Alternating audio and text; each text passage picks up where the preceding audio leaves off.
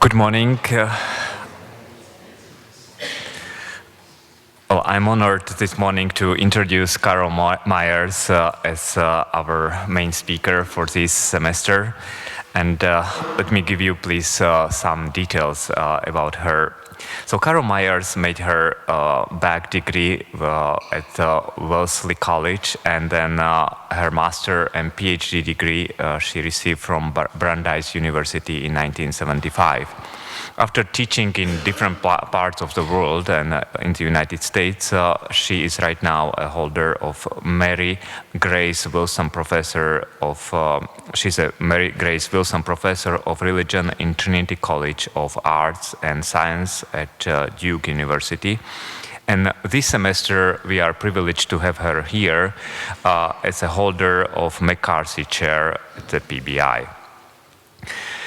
Well, if some of you did web search, you will find a lot of pages about Carol Meyers. And we can divide her academic and her work into different fields. So about all, she is a field archaeologist, and she excavated in Sepphoris and other parts of Israel. But being an archaeologist, it means two things. You have to work, publish reports, and for her work, she was awarded recently, 2014, as a best archaeologist, and she received McAllister Field Archaeology Award by American School of Oriental Research. But doing this work, she had to be also involved in a different negotiation, like between Israel and West Bank. And 2009, she was a chair of the very complicated committee of negotiating these things.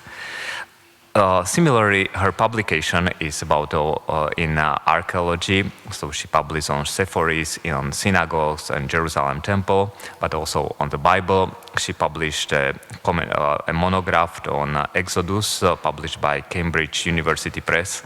And if someone cannot read English, you can find also a Chinese version of it, so it might be easier. So, and she published on Haggai, Zechariah, and Malachi. Well, also not only the biblical commentaries books, but she published on cultural and religious studies. And there is a very important article in Meyers, Reconstructing the Society of Ancient Israel, for example, but many others. The Religious Culture of Israelite Women, a book published in 2005, and others. Besides her professional work, publishing and excavating, she served also as a president of the Society of Biblical Literature in 2013. She's an advisor of Journal of Ancient Judaism. For being in Rome, it's very important to know that she is on the revision team of New American Bible. So the new version will be also revised by Carol Meyers. And she and her husband, they have been deeply involved in Christian, Jewish, and Muslim relationship and dialogue. And for this, she was awarded for her work on El Mundo Judeo-Cristiano Antiguo, and some newspapers called her ambassador for peace. If you are not reading the books and you are searching on the or listening to the radio or watching TV, so she's also a movie star. And so 2012, there was a documentary in Canadian television called Notorious Women of the Bible, and many others, radio interviews in New Zealand, Israel, and very important one in Nova. And just one thing, maybe the older of you, you know Raiders of the Ark, that movie. And they were excavating in 1981, and they found Ark, and immediately the journalists found, oh, this is an Ark, and Indiana Jones, and all these things they connected. And the magazine People, maybe some of you know it, they have a fantastic heading. Eric and Carol Meyers did not dig the ark, they found the real things. So this morning we have a privilege to hear about these real things, meaning seeing double, biblical archaeology and biblical and archaeological images of Israelite women. Please join me in welcoming Carol Meyers.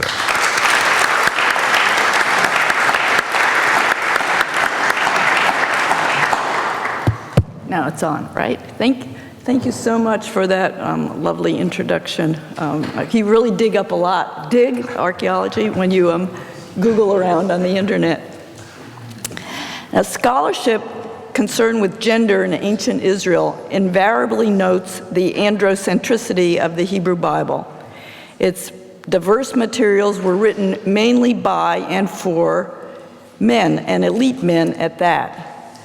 Women with names, for example, account for only about 6 to 8% of all the people with names in the Hebrew Bible. That's a very small percent.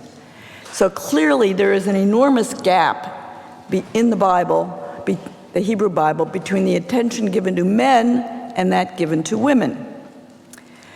This biblical androcentrism is often acknowledged, but the importance of distinguishing between the perspectives of biblical texts and the reality of Israelite culture is far less frequently mentioned. And too often, it is assumed unproblematically that biblical texts are a reliable reflection of the culture they purport to present. So biblical passages that suggest male dominance are taken as evidence of general female subordination in Israelite society. But can the Bible be trusted as a source for social or political reality? Biblical information, of course, is valid for some aspects of Israelite life, such as national events like the destruction of Jerusalem in 587 BCE, although it may be less reliable for many earlier events, given that the canon took shape many centuries after what is described. Also, biblical references to mundane details of everyday life in the Iron Age can probably be trusted, as I'll mention later. But the social reality of the peasant majority, especially the women, is largely invisible in biblical texts. Fortunately, archaeological data, together with social science interpretive methods, allow us to see some aspects of women's lives that are missing from or distorted by the Hebrew Bible. In short, archaeology provides another means for recovering images of women. So today I want to show how archaeology can contribute to reconstructing the lives of ordinary Israelite women. And I'll even suggest that an archaeologically based reconstruction may be more reliable than a biblically based one. My talk now has 5 parts.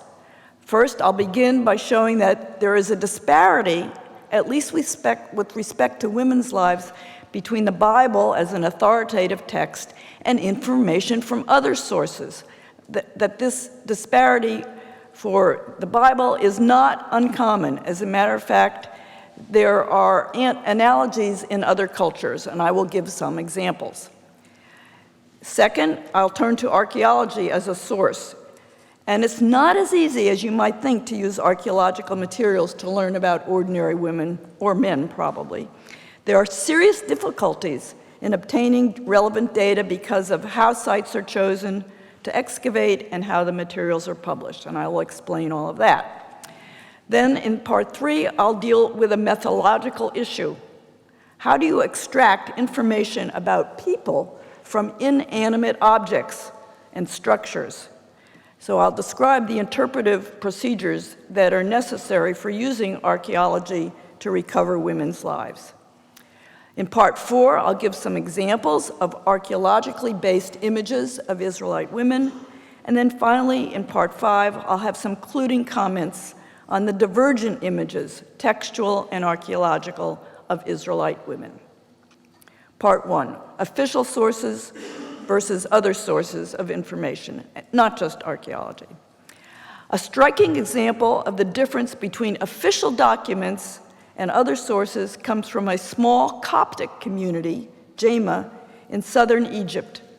Early in the 7th century AD, a prominent bishop named Pacentius delivered a sermon that included a strong statement about the proper conduct of women.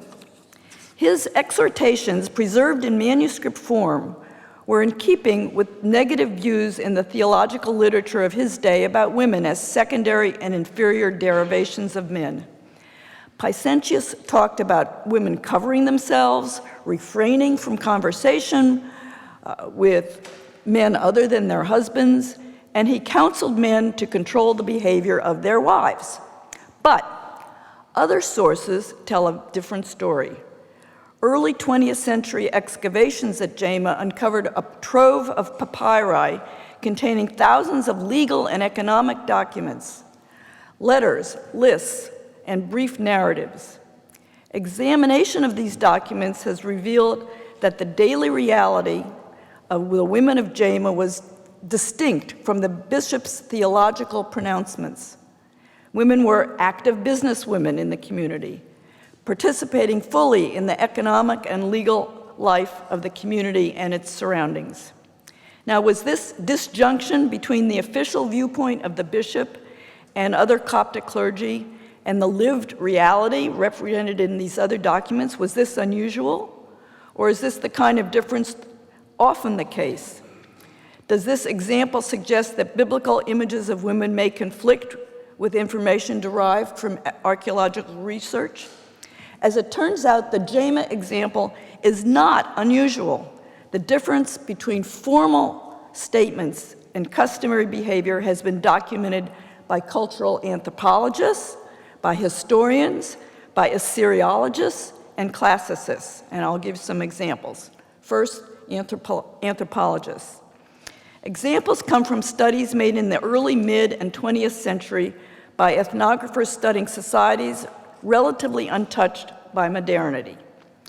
For example, a scholar studying a small East Mediterranean village was, quote, struck by the disparity between the community's formal structure and the manner in which decisions are made.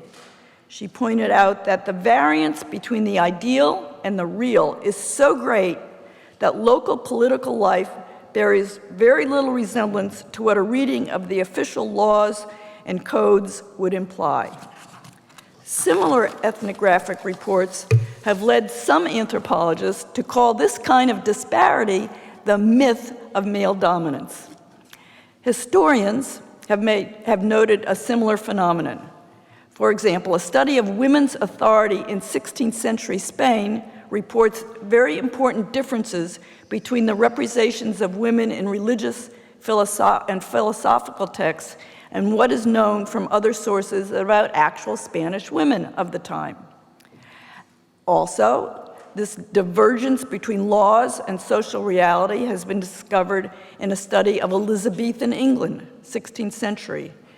And the ruling in a responsa of a rabbinic authority in Padua is at odds with information from other sources in Renaissance Italy. Now, perhaps the most important information for biblical scholars comes from Assyriologists and classicists, who, like us, deal with ancient societies. First, the Assyriologists. Jack Sasson, an expert on Mari, has noted that analysis of Mesopotamian documents reveals differences between information about women in legal texts and information gleaned from other sources.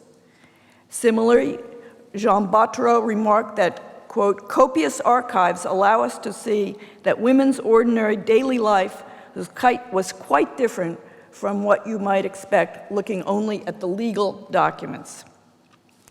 The study of classical texts produces similar and striking results. Take, for example, the idea of the great power of the paterfamilias. That idea is derived from Roman law codes and does not reflect the reality of family relationships in everyday life. As Roman historian Richard Saller puts it, non-legal evidence reveals that day-to-day behavior did not correspond to the characterization based on legal materials of paternal despotism.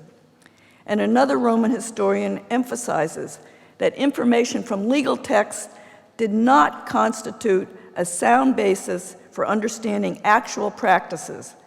And then he asserts that this point is important not only for Roman historians, but also for scholars of other periods and other cultures. As a classicist proclaimed more than 30 years ago, the study of women in ancient literature is the study of men's views of women and cannot be anything else. There are contradictions between the literary image and the reality. Now, classicists especially have turned to non-epigraphic archaeological materials. For example, their analysis of gendered household space challenges the text-based notion that women were sequestered and powerless. Also, using both archaeological and literary sources, they have shown that the religious activities of Roman and Greek women were more extensive and important than previously thought. Now, all these examples, I hope, have made it clear that attempting to reconstruct gendered behavior and relationships by using a limited set of texts, especially legal ones, is bound to produce flawed results. The image of women in formal or authoritative or prescriptive texts represent what we might call the male gaze, with women presented from a masculine point of view and in terms of the attitudes of male authors. The texts thus rarely provide accurate reflections of women's activities, of female-male relationships, and of women's contributions to society. Other sources must be used, and I've given some examples of scholars who've used a wide variety of materials. The JAMA materials obviously depend on epigraphic remains. Anthropological or ethnographic research relies on observed behavior and information from informants. Studies of early modern societies, medieval and Renaissance, use non-prescriptive documents, especially archival materials. And Assyriologists and classicists examine non-legal written sources and also draw on social science materials and archaeological remains. Unfortunately, the sources available for studying ancient Israel do not align very well with these examples, except for the archaeological data to which some classicists turn.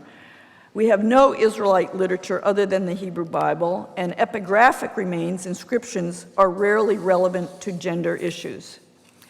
And of course, direct ethnographic observations are not possible. So research on Israelite culture has almost always begun and too often ended with the biblical text. But what about moving in the other direction? Beginning with archaeological remains.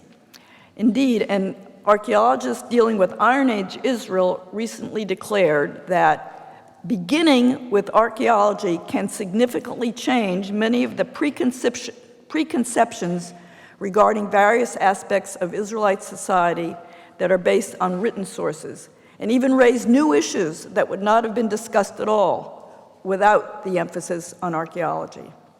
So I also believe that beginning with archaeology is really the best and most appropriate way to recover the lives of ordinary Israelite women and to rescue them from biblical biases. Moreover, unlike the Hebrew Bible, much of which postdates the Iron Age, archaeological data have the advantage of being contemporary with ancient Israel, Iron Age Israel. However, using archaeological remains is easier said than done. No less than the Hebrew Bible, archaeology has problems for recovering the gendered lives of the Israelites. And this brings me to part two, the problem of obtaining relevant data.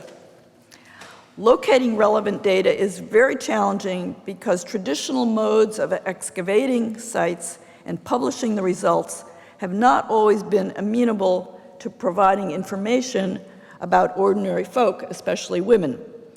There are two main problems in obtaining relevant data. One is site selection, which sites are chosen to excavate, and second, the publication strategies. And I'll talk about both of them in turn. They are both, however, have in common that they are a result of the desire to link biblical information with facts on the ground. Site selection, let me begin with that. But I first want to emphasize that most Israelites lived in agrarian or agricultural settlements of various sizes, and that the household was the immediate and primary context for everyday life for both women and men.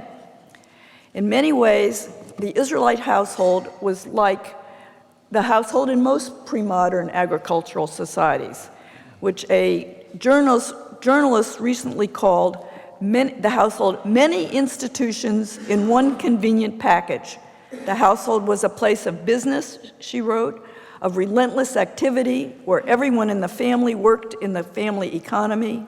It was a delivery ward where babies were born, the schoolroom, the hospital, and the funeral parlor.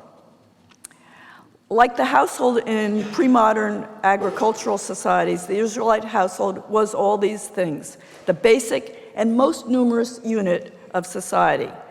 Not simply a house, not simply a family, it was all of those things and more. From an anthropological perspective, the Israelite household would have had three components. First, the people, obviously, the people who lived there, mostly kin, but a wealthier family might have servants or slaves or sojourners. Second, the many activities, especially the economic ones, but also religious ones, necessary for survival. And third, the dwelling itself, the house, and all its installations, bins and ovens and cisterns, and all its artifacts like pottery and tools. Now, this third component obviously is a material one. It can be recovered archaeologically and thus provide basic data for reconstructing women's lives. So that's the good news. The bad news is that the sites that have been selected for excavation has made information about dwellings and their contents less plentiful than we might expect. Why? Decisions about where and how to excavate are not unbiased and value-free. We tend to think of archaeology as objective, but it's really a highly constructed form of knowledge-seeking. It's an enterprise which addresses problems and uses methods and has presuppositions that are part of the specific research interests of the researcher. So like the Hebrew Bible, archaeology tends to have a male and urban bias. The urban bias has been present since the 19th century beginnings of Syro-Palestinian archaeology, which has characteristically sought to recover data that could be associated with the events and the people and the places that are mentioned in the Bible. That is, the biblical text has seduced excavators into designing projects geared to the text's subject matter. The result? Fieldwork has concentrated disproportionately on the large sites that are mentioned frequently in the Bible, rather than in the small, usually sites without names that are known, the small settlements in which as many as 90% of the population lived. This urban bias means a male bias, for excavations of large sites typically focus on large structures, fortifications, walls and gates, palaces, and temples or shrines, which are the domains of men, military personnel, royal bureaucracy, and priests. A case in point is a current archaeological project. I looked at its website. I won't name the site, the archaeological site, but its website calls the site, quote, "the jewel in the crown of biblical archaeology, for it abounds in unparalleled treasures that include monumental temples, lavish palaces, and mighty fortifications." So that's the focus, even today, of many projects. And the dwellings, this means, of ordinary people are too often of secondary interest. Despite all that, data relevant for studying ordinary Israelite people, women and men, are not completely lacking, because even projects that focus on these monumental structures inevitably recover domestic structures too. And even better, in the past 10 years or so, some projects have concentrated specifically smaller rural settlements, villages, hamlets, farmsteads, in which domestic structures dominate. So data useful for gender analysis is available, although it's clearly not as plentiful as we would like. Now, the second problem is the publication problem. Traditional ways of archaeological recording and publishing typically follow publication strategies that are not compatible with gender analysis. Archaeologists always want to date occupation levels and destruction levels in order to connect a site with biblical events or socio-political forms. So their publications are geared towards artifact typologies and sequences of artifacts that can be linked to certain chronological horizons. This is especially true of pottery typologies, which are the main instruments for dating archaeological remains. Now, I'm not against typologies and dating. They're certainly important and useful. But this typological emphasis often precludes the reporting and sometimes even the recording of every artifact of a given type. And just as important, the spot in which it was found, its find spot. Typological interests mean that household objects are almost always published in excavation reports in specialty chapters about small finds, making it difficult or sometimes even impossible, believe me, I've tried in many places, to find out exactly where in a dwelling a particular artifact was found. And that's important, you'll see why in a little while. Also, often only the best preserved examples of an artifact type are published, with no indication of how many of that type were recovered. All this is information that's critical for establishing aspects of household activities, which can then be analyzed for gendered labor patterns. That information is lost. For example, to determine labor patterns in the production of flour for bread, it is essential to know whether several grinding tools were found in a single house and exactly where each grindstone and each grindstone fragment was found. But publications too often fail to provide that information. Another example is the way beads, jewelry, shiny jewelry is reported. They are typically presented as items of personal adornment and are grouped with other kinds of jewelry in small finds chapters. Yet, those objects can sometimes serve apotropaic purposes, and the number and find spots of such objects would help us understand household religious practices. In sum, the spatial location and the quantity of artifacts features that are absolutely essential for the reconstruction of gendered relationships and activities are not always or appropriately reported in archaeological publications. Notice I said not always. That leaves a small window because fortunately, household artifacts are sometimes responsibly reported. Moreover, the problem of artifact publications doesn't reflect the reporting of houses and their installations, which are almost always properly reported.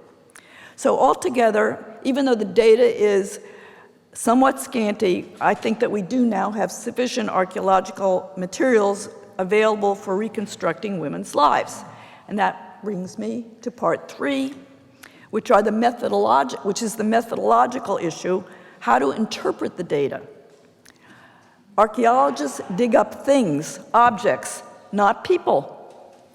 Thus, material features must be interpreted, often in several stages, in order to learn about the lives of the people who used these features.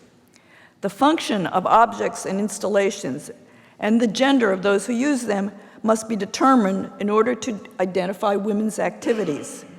And then, the social context and meaning of those activities must be ascertained in order to situate women's activities within the overall human context of their households and communities.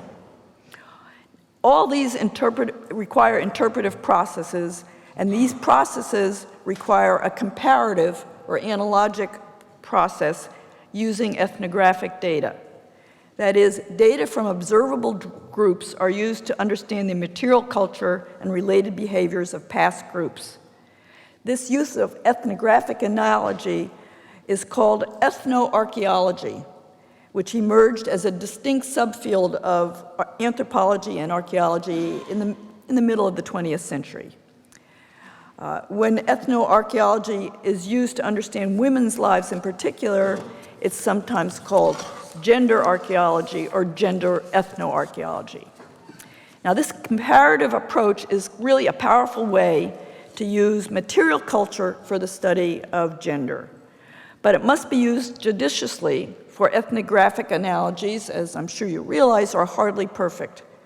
And so anthropologists have identified criteria for using ethnographic analogy to infer the function and meaning of archaeological materials. Perhaps the most important principle that they've pointed out and that I've tried to follow is that the basic technological, environmental, economic, and demographic characteristics of the groups being compared should be virtually the same. Thus, ethnographic information from traditional agricultural Middle Eastern or Aegean communities, not nomadic ones, not urban ones, that information is what's most relevant to ancient Israel. The cautious use of written sources can also be helpful, as I mentioned before, despite its biases and despite the fact that much of it postdates the Iron Age. The Hebrew Bible can provide information about ordinary aspects of daily life, which can be embedded in poetic imagery or narrative accounts. For example, the Bible is invaluable, as I'll soon point out, for the gender identification of certain household activities. Also, more recent written records are important. For example, there's some wonderful Victorian travel accounts, some made by people with anthropological training, that contain observations made before the impact of modernity, and that can serve as informal ethnographic reports. So all told, ethnographic data are absolutely indispensable for reconstructing ancient household life and its gendered aspects. And even the critics of using analogies would advocate using them. Before going to part 4, I want to point out one very important value of using ethnography. I think that it helps us avoid the problems of presentism, by which I mean the projection of present-day attitudes in the world around us back and present gender patterns back onto the biblical past. The way traditional societies, both ancient and even more recent ones, viewed gendered activities may differ radically from the way they're viewed today. For instance, in today's industrialized world, tasks performed by men tend to be valued more than those carried out by women, especially women's household tasks. But ethnographic information tells a different story. In traditional agricultural communities, of which ancient Israel certainly was one, women and men may perform different tasks, but their contributions tend to be equally valued. So surely it is preferable to consider ancient Israel by looking at traditional communities of the recent past rather than in relation to our own industrialized world. To sum up these methodological comments, archaeology in the service of gender analysis is clearly a multidisciplinary project, drawing on a variety of sources: ethnography, ancient texts, travel reports, sometimes even archives, in addition to the excavated remains. And integrating data from multiple disciplines is a fundamental feature of gender archaeology, and I have to admit, it's also a daunting one. Yet it is essential for generating reasonable interpretive hypotheses about the social meaning of ancient remains and thus about women's lives. This brings me to part 4, which I will give you some examples about women's work and about women's religious activities that are suggestive of the inferences that can be made using archaeological materials. First, women's work.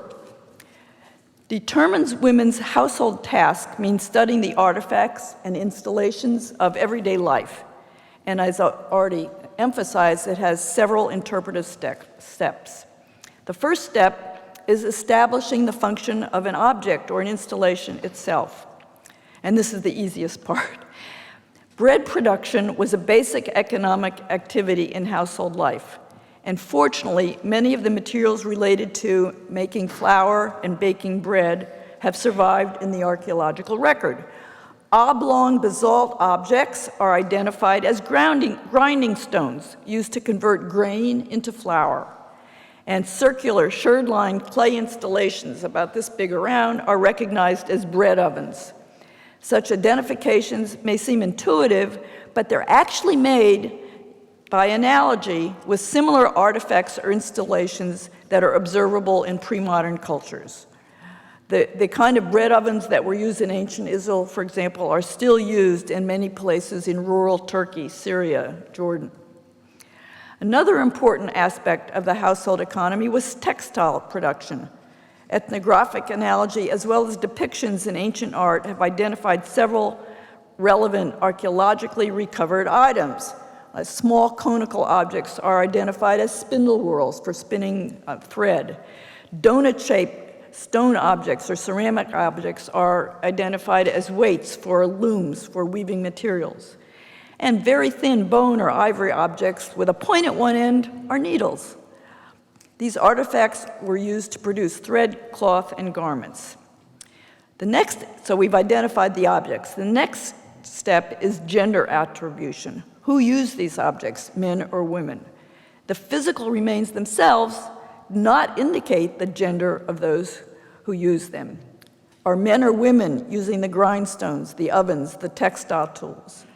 Universalist assumptions about women's work must be put aside. Women's tasks are not exactly the same in every culture. Thus, gender identification of artifacts and installations and the related use of space in dwellings has to be done on a case-by-case basis. I've already mentioned several tools for doing this: ethnographic studies and biblical texts that mention men or women carrying out a particular task. I would add that iconographic depictions can also be useful. Now, obviously, virtually no Israelite iconography has survived, yet depictions of women at work in other ancient Near Eastern societies can be used cautiously, as can references in other ancient Near Eastern documents. Using all these resources indicates that the grindstones I mentioned before and the ovens would have been used mainly by women, and they also used the tools of textile production. In addition, women probably made various household tools, including even the tools used to make the grindstones, and they carried out other basic household economic tasks. Now, how do you interpret the fact that women did these tasks in order to understand what the meaning of the tasks were in ancient Israelite society? I'm going to focus now on bread production. We know from both ethnography and biblical texts, and from the paleobotanical analysis of organic substances recovered from excavation, that grains were the mainstay of the Israelite diet. They provided as much as 75% of a person's daily caloric needs. It's no wonder that the word bread, lechem, represents food more generally in the Hebrew Bible. For example, in Genesis 31, when Jacob invites his kin to eat bread, he's really inviting them to a meal. Eating bread was having a meal. In traditional societies like ancient Israel, where bread was the major part of the diet, and where it couldn't be purchased at a local market, bread becomes an important social and economic substance as well as a physical one. And it may be something like what you have in Italy, where you can say that "è buono come un pezzo di pane," that he's a good person like a piece of bread because bread is so good. If you compare a person to bread, that's supposedly positive, I've been told. So when women in ancient Israel converted grains to edible form, they were performing a vital and valued task, a task that we know from ethnography afforded them considerable household power. And the other economic activities I've mentioned, in which women produced other commodities like textiles that were otherwise unavailable, also contributed to their household power. Now, we can pursue the implications of this household power a little bit further, again using ethnography. Household power accruing to women because they perform essential tasks complements the power accruing to men because of their work in growing grain and providing the raw materials that are converted by women to food or clothing. So there's a kind of economic interdependence which provides a balance of household power. Under such circumstances, the senior women in extended family groups would organize daily tasks, determine use of household space, allocate resources, and in many ways exercise authority over both young and adult children. The spouse's authority over the spouses of male offspring, and even at times the senior male, her husband. These dynamics call into question the persistent image found in assessments based only on biblical texts of general male dominance in all aspects of household life. Ethnoarchaeological analysis that I briefly described shows that female subordination was not a functional reality in major components of the daily life of ordinary Israelite farmers. I'm not talking about overall equality, but I'm just talking about a balance in certain activities of household life. Women's role in bread production had social and even political meaning beyond the household. This can be discerned when the archaeological context of the ovens and the grindstones are examined. This is what I mean. Several sets of grinding tools are often found in one dwelling, indicating that women often carried out labor-intensive tasks together, like the tedious and time-consuming task of grinding grain, which has been estimated to take 2 to 3 hours a day for a nuclear family. So it was relatively boring to do this 2 to 3 hours a day, so women would gather together and so they could talk and keep each other company while they were doing this physical labor. Also, ovens are frequently located in outdoor areas accessible to several houses, showing the use of communal ovens in which several households or even all the households in a village neighborhood would share an oven for baking bread. And this is the case still in some isolated Mediterranean communities to this day. Similarly, several sets of loom weights and spindle whorls are often recovered in the same work area of Israelite houses. The context of these tools and installations provides strong evidence that Israelite women often worked together to carry out basic household tasks. And in so doing, they formed informal networks, social networks, that were the basis of contributions that they made, and I've written about this extensively elsewhere, to the social, economic, and political processes of their communities. This image of women is virtually invisible in the Hebrew Bible, but it comes into focus using the analysis of archaeological materials.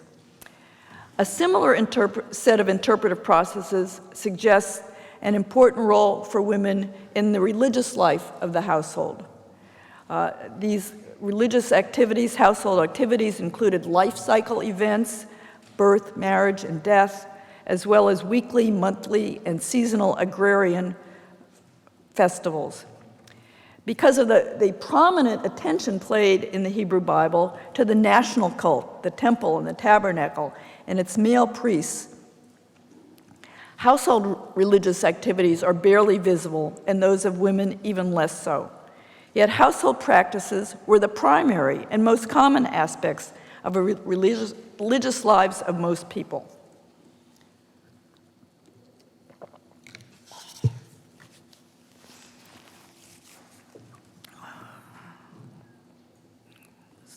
Most people. And these household religious practices have left traces in the archaeological record that can be interpreted using the same kinds of steps, interpretive steps that I noted for bread production. I won't take you through all those steps now, but I will emphasize the results. Women, as well as men, participated in and contributed to these household celebratory events and festivals. And indeed, because feasting often involves special foods, and feasting was a major component of religious events and festivals, women would have made indispensable contributions to those events while also joining in the gaiety. Other activities of women that today we might not consider religious, such as preparing dough, caring for the sick and injured, protecting pregnant women and newborns from evil spirits, these all had ritual components and were imbued with sacral meaning. In short, women performed in the household ritual procedures that they believed were essential for the well-being of their household and its members. Ethnoarchaeological analysis gives us insight into the meaning of all these diverse household religious activities. It means that in a way, Israelite women were ritual experts for certain aspects of household religious life, much as priests were at communal shrines. This little recognized dimension of household life, again, virtually invisible in the Bible, but discernible through the analysis of archaeological materials, no doubt enriched women's lives. In short, religious activities were hardly restricted to a male priestly group or to the male heads of households, as biblical images might suggest. Archaeologically retrieved data, interpreted through ethnographic analogy, provide a different image, one of women involved in diverse and essential religious activities. Now, let me briefly summarize. The Hebrew Bible has typically been considered the major, if not the only, source of information about women in the biblical past. But its biases, as I suggested, limit its value for viewing ordinary Israelite women and probably elite women too. A divergence between images in authoritative texts and information from other sources is apparent in other cultural contexts. Remember Jama and the other examples I mentioned in Part 1? And that suggests a similar discrepancy between biblical texts, the image from biblical texts, and the social reality. So reconstructing the lives of Israelite women means turning to sources other than the Bible. With virtually no other resource available, archaeology constitutes our best source of that other information. Archaeology in the service of learning about women in the biblical past is not simply the discovery of relevant artifacts, installations, and structures. It also requires multidisciplinary interpretive procedures. By using these procedures, archaeological materials can provide an image of Israelite women that would not otherwise be possible. Specifically, the methods of gender archaeology or ethnoarchaeology follow a series of interpretive steps informed by ethnography and related disciplines. And in so doing, they provide a way to view the daily lives of ordinary Israelite women.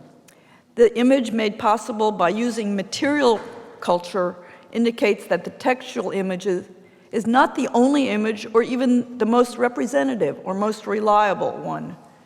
Ethnoarchaeological interpretation of archaeological materials indicates that the women were hard at work, along with other family members and neighboring women, in carrying out the activities that were needed for the survival in the rather harsh environment of the highland settlements where most of them lived. And while it doesn't necessarily indicate gender equality, overall, the image seen through the archaeological lens challenges the notion of total or pervasive female subordination in the biblical past. When the complementary gendered tasks of women and men in households becomes visible, they signal that gendered power and relations were more balanced in household than is implied by many biblical texts, which have too often led to broad generalizations about women's secondary status. In short, textual analysis and ethnoarchaeological investigation provide different and sometimes contradictory images. And it is my hope that those using the biblical or textual image will acknowledge that the archaeological image might be closer than the biblical one to the everyday reality for most women inhabiting the ancient Israelite landscape. Thank you for your attention.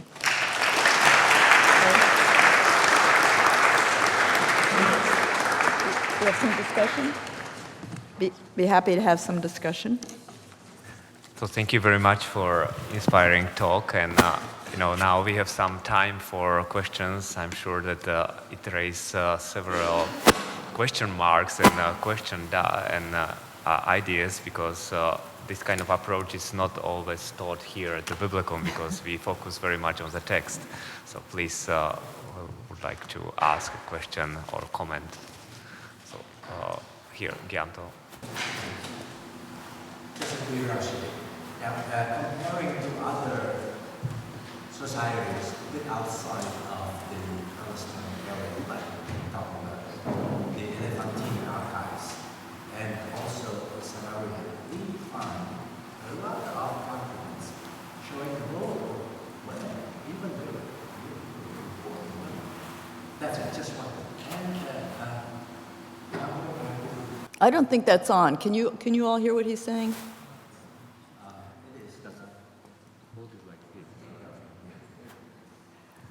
The question is about looking at other examples like sources, like Elephantine. The extra biblical written sources tell us a little bit more than the Hebrew Bible itself. So it's just like underlining yours. My question is curiosity. Why in Judah, for example, there is practically nothing of similar nature?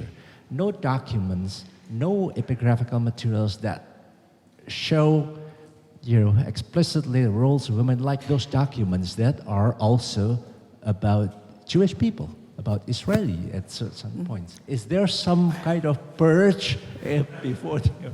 And why are there no extra biblical epigraphic materials like the Samaria? Well, there are the Arad ostraca and the Lachish ostraca, but they're not particularly helpful in the kind of project that I'm carrying out. So, but there are written materials, but nothing to match the Elephantini. That's for sure.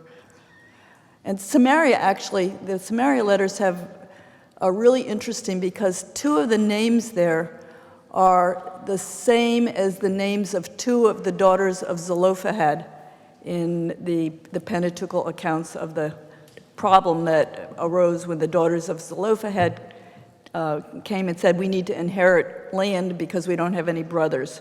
And two of those women's names, I forget which two, Hogla I think was one, I forget the other, are also names of entities in the Samaria archives, which may indicate that there are tribal groups or areas, geographic areas, in which women were leaders. It's a very tantalizing kind of information.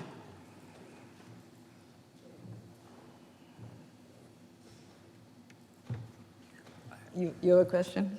I would have a question. Since in the Bible we have entire books dedicated to or written or dedicated by a woman. That biblical books with women's names. Yes, like Esther, Ruth, or Judith, and some of these books are probably of later period. Yeah, all of them, I think.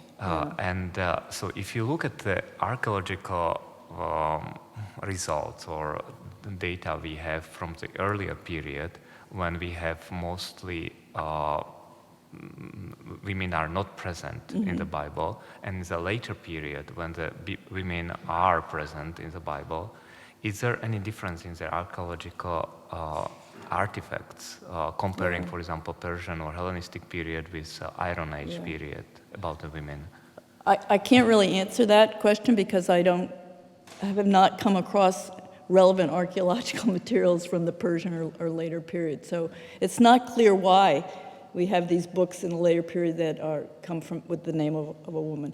But I would say, and I probably should have mentioned this in my talk, that there are some biblical narratives that are about the monarchic period, whether they actually date to that period or not. We can't be sure. But there are some that show women, the Shunammite woman, for example. She's the one whom Elijah or Elisha visits, and she redesigns her house to accommodate him. She makes decisions about the architecture of their house. She offers him hospitality. When she has no children, and the prophet offers to kind of arrange something for her so that she'll get pregnant, and she's not really interested in that. She's doing fine as not being a mom, but she gets pregnant and she has a son. And he's out, if you remember the story, helping his father in the fields, and he gets sick. And his father sends him home to his mother to take care of it, and she's the one who summons the prophet and who ultimately revives him. There's a drought in the land, and they go away, and she's the one who organizes going away to another land, and when they come back, someone has taken over their property. She's the one who goes to appeal to the king, and her appeal is successful in order to get their land back.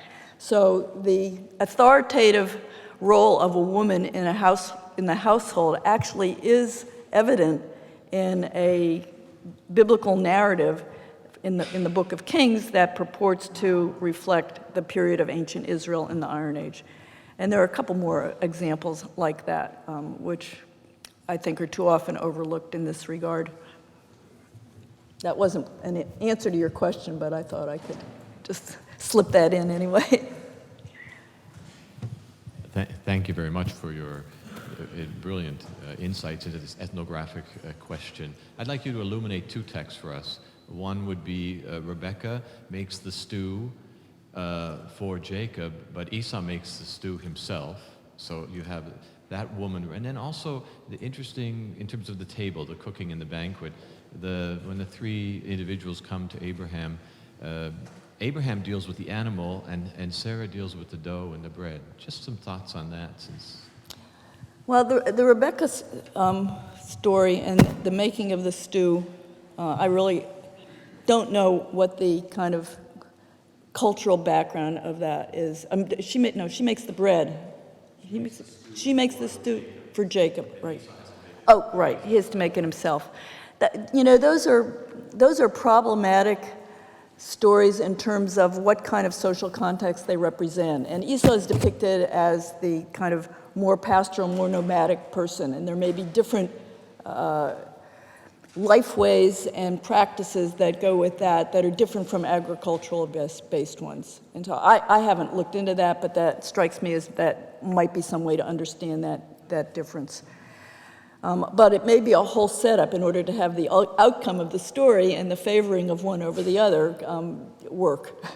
So there may be a narratological reason. And the other question was about it's the dough, and he does the meat. Yeah. Well, she does the dough, and that fits with what I was saying about women preparing bread and grinding and preparing the grain and baking it and so on. Now, meat was not a part of the everyday diet of most people. It probably would have been in the royal household or among the higher echelons of the priesthood and wealthy families, but for the vast majority of the people, meat was something that was part of a celebration, and it was not something of the daily diet. And meat was often roasted on fires. In other words, I don't know what it's like in Italy or the places where you come from. The United States, if we barbecue, it's usually the men who fire up the grill and the women who make the potato salad to go with it. So that may be just an ancient cultural pattern that persists to this very day.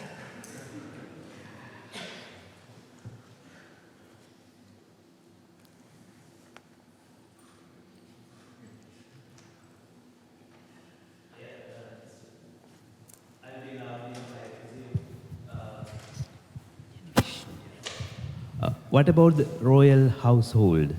Now, if you take the case of Adonia and after David, if you take the case of Adonia and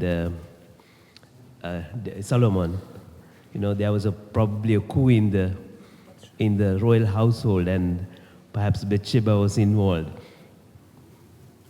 What can you? Yeah. In the royal household, In the royal household? Like, the case of David's case, if you take Adoniah couldn't become the king, but he was the crown prince and was there, just an example, was there, what was the role of women in the royal household? Well, here, archaeology isn't going to help us very much with that, the role of women in the royal household. But there are these references to the Gebirah, which is, I don't know how it's translated in the translations used in English. It's sometimes called the Great Woman.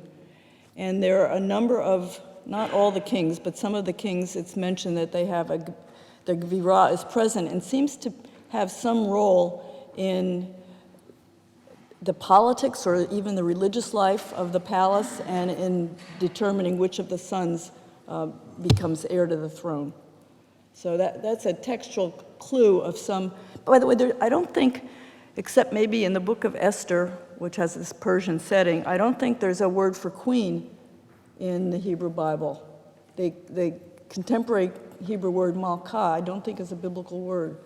And so it may be just the Gebirah who sometimes has a powerful female role in the royal household. I don't know if that's what you were asking, but that's kind of related, I hope, to what you wanted to know.